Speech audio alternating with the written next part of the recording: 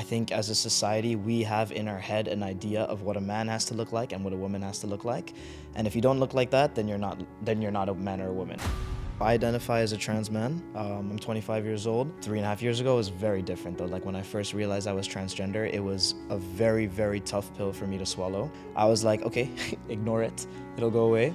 I'm gonna keep dressing like a girl. I'm gonna keep trying to be like a girl. I think I actually got more feminine for a bit because I was like, if I can fight this, like I can be what everyone wants me to be, what I'm supposed to be, and it'll just go away. For some reason, when you tell someone you're transgender, everything, like their entire perspective, it seems like shifts, and they can only think about that you're transgender, and they kind of get stuck on it. I could go into a public place and I never know how someone could react, right? Like at any given point, someone could realize I'm transgender and become violent or become aggressive or embarrass me in front of people. At what point is someone really trans and not just like lost or confused or something?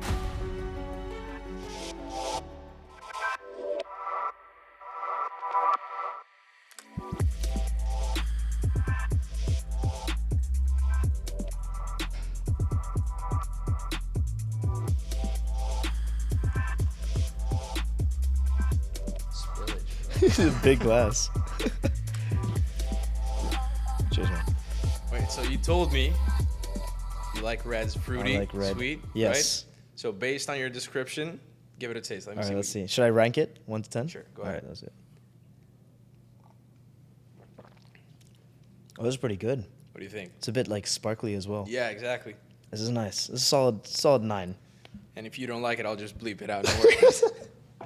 So good. here, let's get into it, man. Yeah. What's your story? Let's start there. Because I met you, I think, literally about a week ago. Yeah.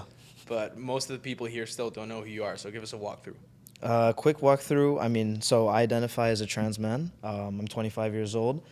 And I think a lot of people, when they hear stories of someone who's transgender, they hear about like from the age they were 3 or 4 years old, they knew immediately. They already said, like, I feel like I'm in the wrong body, I feel like a different gender, and they already are able to express themselves, go by different pronouns, different name, change the way they dress or their hairstyle. And it's super apparent from an early age. But for me, it was completely different. I had no idea. I didn't even know what it meant to be transgender until I was like 14 or 15. So I had no idea it was even an option for me. For like my entire life, basically, I just thought I was a tomboy. And then it took me finally getting to college and meeting other trans people and understanding what it meant to finally realize that, okay, this is an option for me and this is actually how I identify. But up until that point, I just thought I was a really masculine lesbian. So since you said a lot of people know, like at an early age, that they are trans, what was it like for you? You said you discovered that you are, say, about at age 14, 15 is what you Yeah. just said. So before that, what did it feel like, though?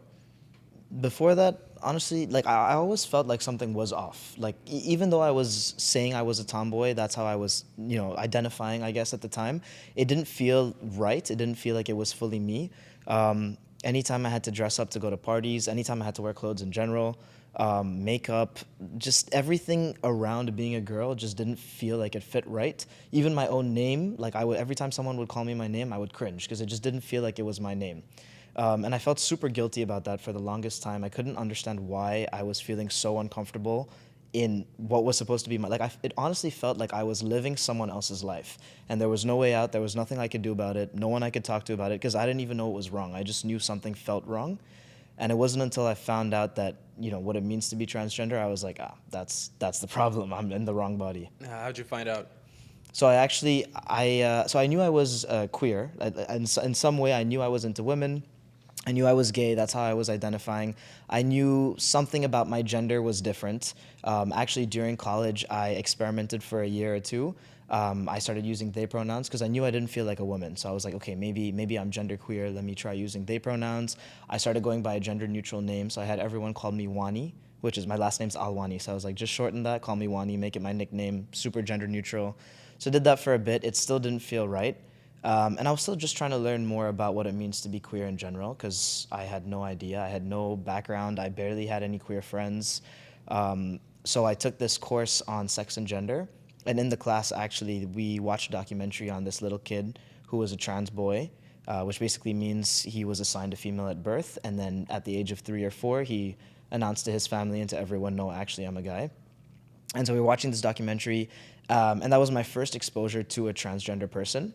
And I just found it so amazing how he knew from such a young age, like the social transition he went to, the way his parents helped introduce him to all his friends by his new name. They took him for this, like, for his haircut, which was such a big day for him. Took him shopping for new clothes. It was just so amazing to watch that. But still, it didn't hit me. I was just watching it, and I was like, wow, this is so relatable, but I wasn't catching on. And then I was walking out of the class with one of my friends, and he asked me, he was like, hey, like, crazy documentary, do you ever wish you were a guy? And like that, I don't know, he asked me that, and all of a sudden I was like, yeah, that's, like, it took someone literally asking me for me to finally ask myself, like, do I wish I was born a guy? And yeah, that's when I finally realized that I'm meant to be a guy. Now, when you mentioned that at first you thought you were just queer, Yeah. right?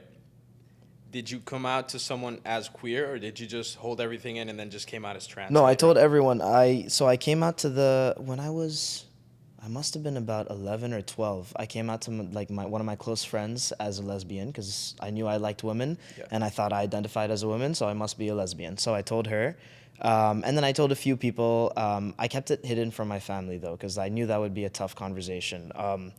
My family is, I wouldn't say very conservative. There are different levels, but they're definitely more religious, Indian background. At the time when I was coming out and figuring all this stuff out about my gender and my identity, there weren't many openly out people in the Indian community. I don't think there were any that I even knew of. So for me to come out to them, it was like I would be telling them and I would have to educate them on everything. Like they had no idea what it meant. Their only exposure was like, negative tropes in media or like these really like bad jokes that people would make about the queer community, things like that. So they didn't have good things to go on. So it was tough building up that courage. Finally, though, I came to accept myself. It wasn't until I was like 16 or 17 I finally came out to my parents. Um, it was a difficult conversation, but luckily I have very, very supportive parents. And at the end of the day, their whole attitude is like, you know what, as long as my kid is happy, as long as they're a good person, doesn't matter. Doesn't matter how they dress, how they look, who they love. At the end of the day, it's my kid, and I'm gonna love them. So we worked through it together, and yeah, then obviously went to college, started exploring more, met more people, learned more through courses, through just watching TV in general, and yeah, eventually came out as trans. How does the conversation differ from coming out as a lesbian to coming out as trans? Differs a lot. When I came out as a lesbian, I still think that's more accepted, right? Like you know people who are gay and lesbian, you see it all the time. I know many, but you were the first person I met that's trans. So Exactly. for me, it's a first time at all. And you're like 9 out of 10 people who I meet, they're like, oh, you're the first trans person I've met. So it's like not uncommon. Even now, if you turn on Netflix, almost every show you watch has like a gay or lesbian couple or some characters. It's very like heavy in our media now in society. And I would literally, this is like a joke that I have in my head. It was so funny. I was like so scared of being trans. Like even before, when I just started understanding what it was, like understanding what it meant, I knew it was a very difficult thing. I knew it wasn't accepted in society. So when I would come out to people, literally I would tell them, yeah, I'm gay. And in my head, I'd be like, thank God I'm not trans, because I know that would be super tough. And then coming out as trans was completely different because it's almost like people just see you in a different light, like it's very unfortunate. Like you can come to me, you can be like, hey, I'm from Aruba. And that's great. That's a part of you, but it's not going to be the only way I judge you, right? Like not every single thought or decision I have from this point onwards is going to be based on the fact that you're from Aruba. But for some reason, when you tell someone you're transgender, everything, like their entire perspective, it seems like shifts. And they can only think about that you're transgender, and they kind of get stuck on it. And I think it's mainly because there's no education around it. There's no exposure. People don't know a lot about what it means to be trans. They don't know what the journey consists of. And because there's so much ignorance and so many questions and people are afraid to ask questions, they just don't know. How does that affect you when it comes to making new friends? I honestly, I think I'm very lucky where if I don't tell someone, like I don't have to tell someone I'm trans. I choose the people I want to tell. I am more open than most. I think I have a page where I'm super open about it. I like to educate people. I mean, we're doing this, so I'm clearly very open about it. Yeah. But if I go into a setting where I don't feel comfortable or I don't feel like I need to interact with this person at that level, I don't need to tell them, and they'll never question or guess or make any assumption that I am trans, which I'm very lucky.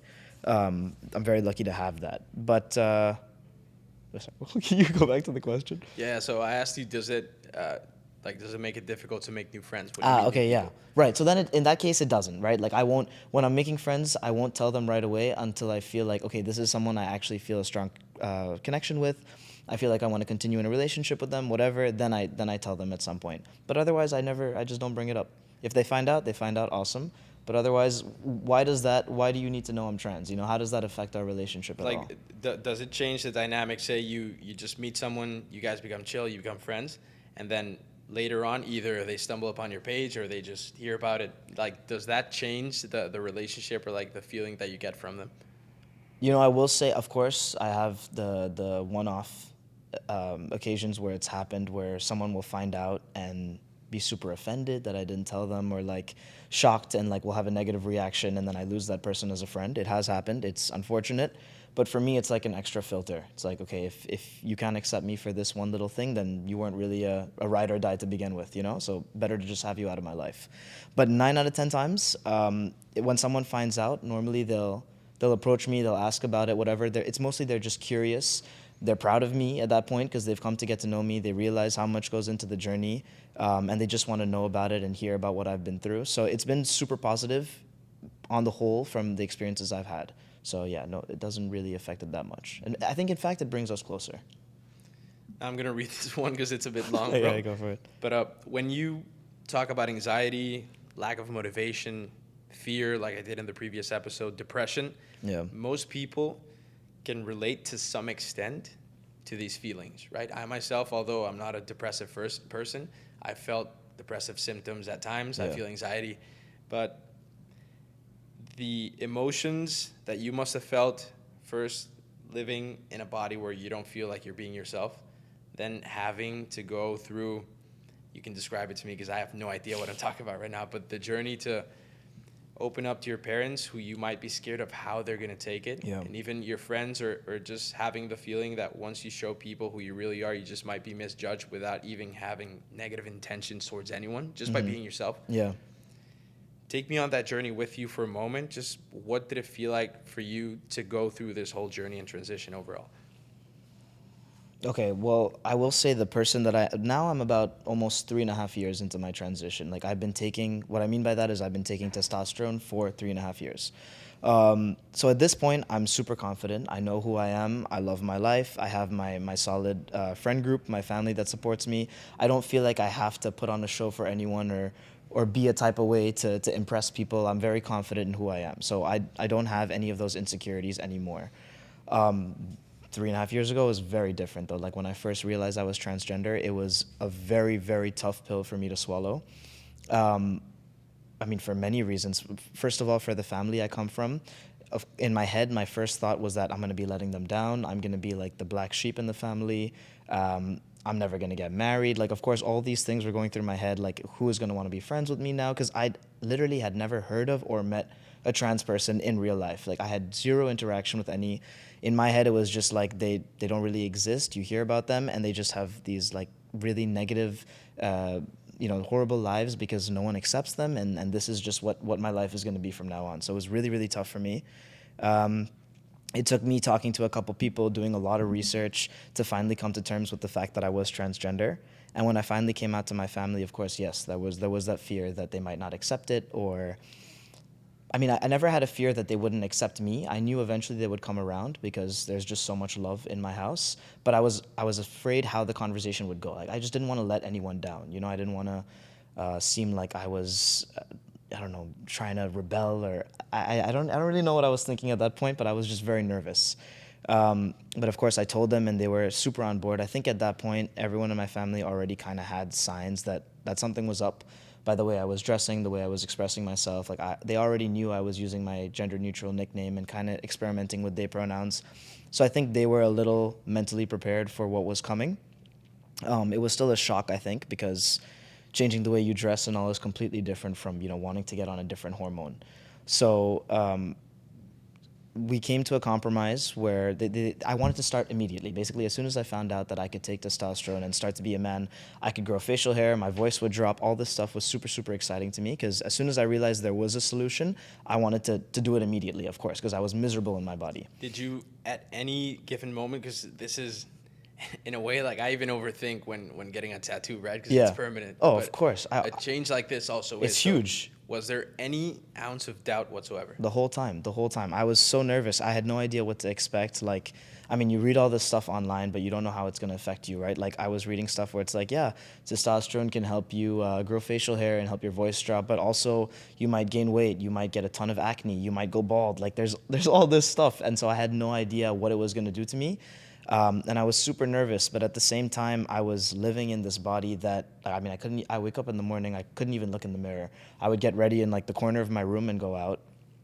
It got to a point where I wasn't even taking care of myself because I just couldn't look at myself. I just hated what I saw in the mirror. And even when I tried to, like, if there was a nice event or a nice dinner I was going to, I'd try to get ready, like look good.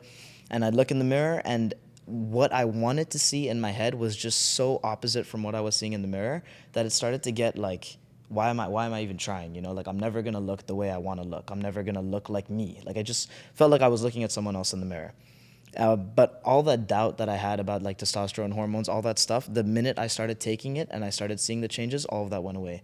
Like, it was just every morning for me was so euphoric. Like, I've recorded like every time my voice started dropping, every single little like facial hair that came out. Like, I was documenting everything because it was so exciting for me, and I finally felt like I was becoming the person that I always felt like I should be. So it was amazing. At that point in my life, I knew like I had made the right decision. Wow, man. Yeah. So once you started seeing the changes, the doubt just went away. Completely went away. And of course, there was that fear still of like, okay, now how do I tell people? Like, if at the time I was single, so I was like, okay, even if I want to go on a date with a girl now, like, at what point do I bring it up? Is she gonna know? Is that gonna stop people from wanting to go out with me? Like, there's so many questions that you have in your own head. But yeah, over time, as I got more confident in myself, it really just came down to, you know what, people are gonna think what they're gonna think. I could be the most normal, kind person in the world, and someone would still have something to say. So at the end of the day, if I'm happy, if I'm living my life, if I have people who support me and love me, really, who gives a F what anyone else thinks, honestly. You can swear if you want, by the way. I didn't know if I could or not. What did you say? You always had like this positive outlook from the very start, or did No. you just grow into it? Yeah, absolutely not. I was super negative in the beginning. Like, I thought there was no way out. I thought I would be unhappy, uncomfortable, depressed forever. Like, I think at a certain point I just accepted, this is my life. Like, I really tried. Even when I first realized I was transgender, I was like, okay, ignore it. It'll go away. I'm gonna keep dressing like a girl. I'm gonna keep trying to be like a girl. I think I actually got more feminine for a bit because I was like, if I can fight this, like, I can be what everyone wants me to be, what I'm supposed to be, and it'll just go away. Um, I even at one point I tried dating guys for a while. I was like, let me like force it. I tried everything. Nothing worked. It wouldn't go away. But I was like super super depressed that I was like, you know what? I'm trying everything that I can to just make this go away and be normal. In my head, I was like, I need to be normal. And every time it just kept coming back, and it just, you get in this cycle in your head where you're like, I don't understand what I'm doing wrong. And eventually, once I accepted that, though, and I realized how much happier I was just accepting myself the way I am, there was no turning back. That was it for me. Then I was on that path. Man, it's crazy to comprehend because I definitely faced doubts and like inner battles. Yeah. But none of them even remotely close to what you just mentioned because I never had to fight like who I really was. Everyone definitely has doubts of what you want to be or who Yeah. you want to be, but yours was to a different extent, man. So I don't know how was it for you to like go with this because I guess for a given moment of time you had to face this every single day. Yeah. Right? Honestly, I don't know. What kept you from going? Because I think at first, if you didn't even know there was a solution to this, Yeah. right? Because once you discovered it, everything just became better. Of course, you faced new challenges, but it became better. Yeah. When you didn't know there was a way out, like how is it that you didn't fall into a darker hole? Because right now you're like beaming with positivity and just Yeah, good yeah. vibes overall. I think my defense mechanism at the time was just don't think about yourself. Like, I was super into my academics, right? So I just put all my focus into that. I spent all my time either studying or at school or going to the gym or playing sports. Like, I just completely devoted myself to other stuff in my life. I didn't really socialize with people, to be honest. I didn't really go to parties because I knew the minute I have to go to a party, I have to dress up, and then that's where the problem comes. Or if I socialize with people, then they're gonna get to know me, and then there's a problem there. Like, everything that involved other people I would face like a block where I would feel more uncomfortable. So I was like, all right, screw this. I'm not gonna just do any of that. Instead, I'm just gonna focus on my work, my gym, my sports, things that I'm passionate about. If I'm like, I was super into drawing, so I was like, I'm just gonna draw. Like that's literally all I did. I was just focused on that stuff, blocked everyone else out. Probably wasn't a super healthy way to deal with it, but yeah, it got me through the couple of years that were really bad. And can you discuss any misconceptions or stereotypes about trans people, individuals, sorry, that you would like to dispel? Yeah, I think there's a lot of misconceptions, unfortunately, about trans people. I think one of the biggest ones is that every transgender person has to transition, which is not true, right? Like, I mean, I think as a society, we have in our head an idea of what a man has to look like and what a woman has to look like. And if you don't look like that, then you're not a man or a woman, which is very unfair because obviously even men who are born men look very different and there's a bunch of like everyone comes in all shapes and sizes basically, right? So it's very unfair to tell a trans person that if you want to be a man, you have to get on testosterone or if you want to be a woman, you have to get on estrogen as long as they identify as the gender that they say they identify as, and that's how they want to be called, yeah, that's how they want to be known. Then everyone should respect that. It don't have to have surgery or go on hormones or even change your hairstyle, whatever. As long as someone says that I identify as a man and my pronouns are he, please call me this. You should respect that. So it's not necessary that you undergo a medical transition. And how does someone, because like this, what you just described, I guess, is a feeling, right? Yeah. How would you say, because maybe you can feel something or some level of uncertainty today, and then tomorrow not that much? Like, how would you say, at what point is someone really trans and not just like lost or Yeah. confused or something? Absolutely. I think so. Gender is a spectrum, right? Like even, I think we've done it in a very stupid way. Our society, we make really silly things seem feminine and silly things seem masculine. Like honestly, to me, nothing is feminine or masculine. If you like something, you like it. It's fine.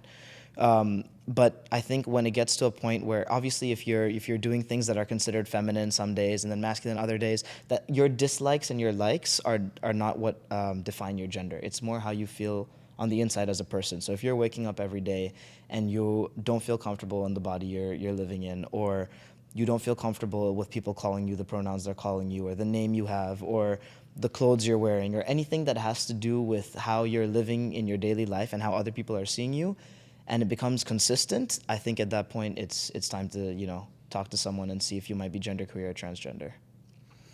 And Veer, have you experienced discrimination or prejudice as a trans person, and how'd you deal with it? If you Yeah, did? 100%. I mean, I've dealt with it on a small scale, where like I'll be talking to a girl or whatever, and then it'll come out that I'm transgender, and I'll get blocked or ghosted. And then I've experienced it on a large scale as well, where, I mean, literally during college, I went to a bar with a couple friends. We're waiting outside for our Uber. And this was like early on before I even started taking testosterone. So I was dressing like a guy. I had my short hair and everything, but when I opened my voice, my voice hadn't dropped yet, so it was very obvious that I was born a woman. And so we're standing outside this bar, and this guy realizes that I'm trans and basically starts beating up on me. Like it gets very violent, very aggressive, and that's happened a couple times. So there's definitely times. Couple of times? Couple times, yeah. Where it just got physical, you mean? Yeah. People, yeah, I think, and again, this goes back to what we were saying earlier, where like people are just so scared of what they don't know. That's the biggest reason why I do everything I do, why I want to talk about it, is because the minute you educate someone and they understand where you're coming from, like you can't ask anyone to sympathize with you if you're not willing to share your story with them, right? How could someone like you possibly understand what someone like me has been through, and vice versa as well? There's no way. You have your own life, I have my own life. We've had our own experiences, so it takes someone like me sharing my story, educating people, making them aware of what I've been through for them to actually be able to sympathize and understand where I'm coming from. So yeah, I mean, it happens, and yes, it does affect me to some extent, because I could go into a public place and I never know how someone could react, right? Like at any given point, someone could realize I'm transgender and become violent or become aggressive or embarrass me in front of people. And that's always a fear, I think, in the back of my mind that that's going to happen. But if I live my life in fear, I'm never going to get anywhere. I'm never going to accomplish the things I want to. I'm never going to step out of my comfort zone. I'm not going to live. So I choose every day to just ignore that and just live my life. And if it happens, I'll deal with it when it happens. And say, out of all these, say, negative experience that you had, right? People, like you said, beating up on you. You said it happened more than once. Yeah. definitely not something that I can imagine to be fair in any case Yeah. scenario. But like, how is it that you just don't get angry? Because now you explain it. Obviously, you were angry at that moment, but you do no act of violence or bad intentions whatsoever. Yeah. But now that you look back on these stories and you talk about them, you still have like a positive outlook on it, you know? How is it that you didn't take the other route of just being angry, of being misunderstood or misinterpreted? I don't know. I think it's just willpower at the end of the day. Like, I know I have. So for me, the fact that I am transgender, right? But that's not all that I am. I know I have so much more to accomplish in my life. Like for me, I'm a businessman. I want to have my own family one day. I'm a big brother. I'm a son. Like there's so many identities that are important to me, where if I just focus on this one thing that's going to get me down or this one thing that people have against me, I'm never going to be able to excel in all the other areas of my life. And I think I realized that very early on, and I had such a strong willpower that I have so much to do still, and I can't get caught up in this shit. Like I just have to keep moving forward, and that was it. Now, finally, this is the final question from my end before I take you to the last question of the episode on its own. Yeah. What are your goals and aspirations for the future, both personally and for the trans community as a whole? I think for me personally,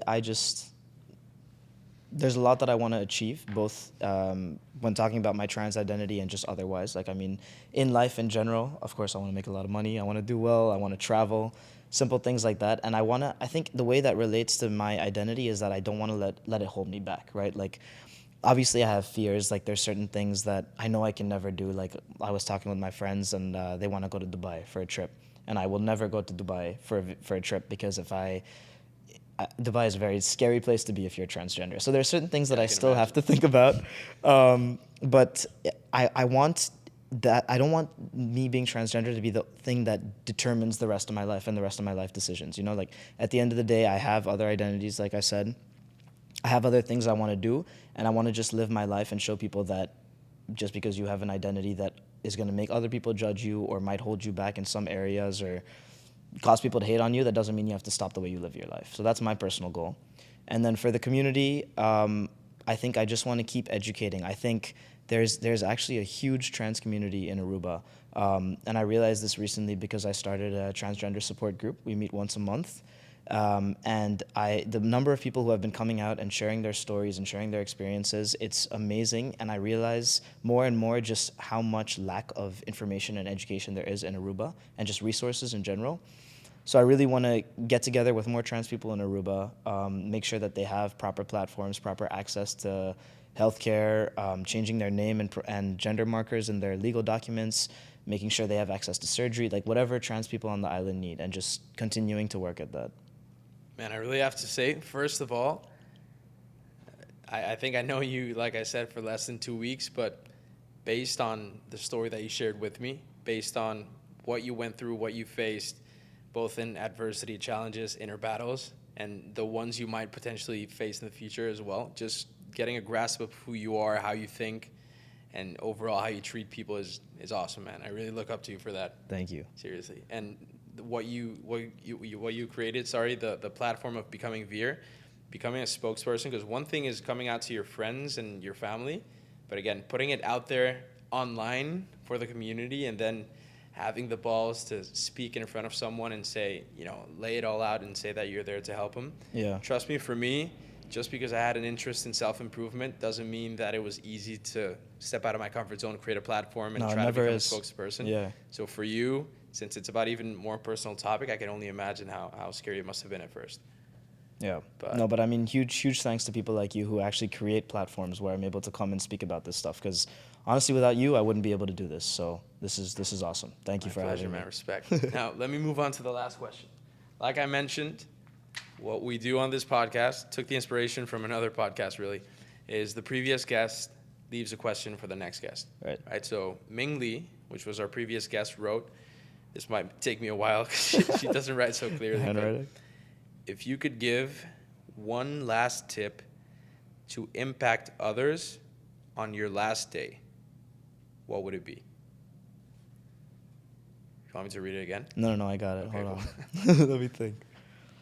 I think this is a pretty good sum up of our whole talk today, honestly. I think my last tip would be like, just do you. Like, don't worry about other people. It's just a distraction. Whatever everyone's going to say, what they're going to think about you, don't let it impact the decisions you make. Don't let it change you from the path you're on. Just keep doing you. Do what feels right. Do what makes you happy. And yeah, that's the only way to live.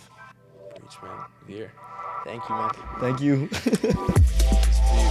Oh, I got to write a question now, right? Go ahead. All right, sweet.